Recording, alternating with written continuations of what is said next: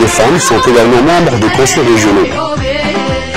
De plus en plus de femmes djiboutiennes, membres d'associations et d'ONG locales, sont associées et encouragées à prendre part aux prises de décision et aux discussions au cours des réunions nationales.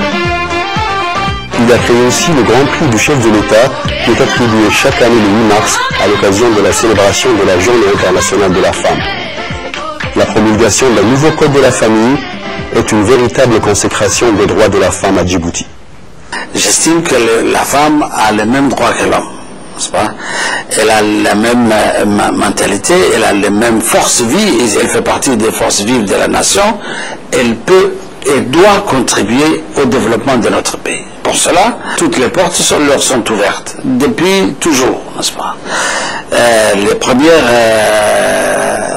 institutrices de notre pays sont déjà partis à la retraite, n'est-ce pas?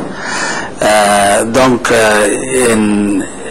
elles doivent, dans les écoles, j'estime que le pourcentage de réussite sont largement supérieurs, n'est-ce pas, à ce qu'elles étaient avant, ou identiques, ou équivalentes aux garçons, n'est-ce pas?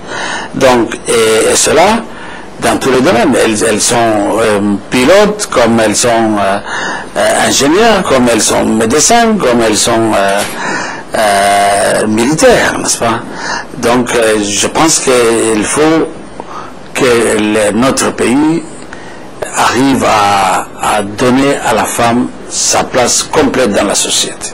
Et cela, nous allons, et c'est le temps qui veut ça, c'est le temps qui veut ça, il n'y a pas de...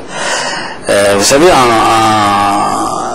en bourse, c'est la femme qui travaille, c'est pas l'homme. Hein.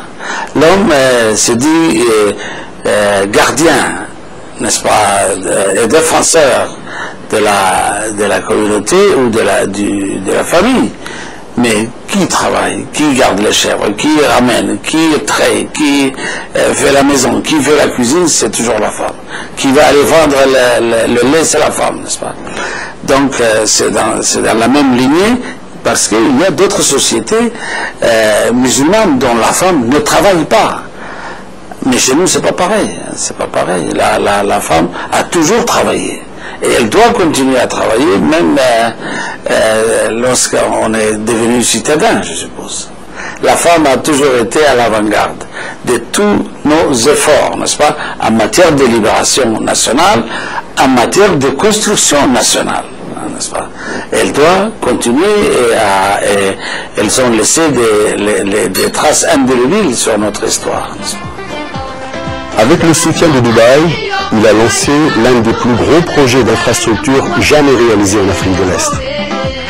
La construction du complexe portuaire de Doralé, qui comprend un terminal pétrolier, un terminal à conteneurs et une zone franche commerciale, et viendrait s'ajouter entre autres le projet de raffinerie de Doralé et celui de la construction d'un pont reliant Djibouti au Yémen, ainsi que la rénovation du chemin de fer qui pourra desservir une bonne partie des pays du COMESA.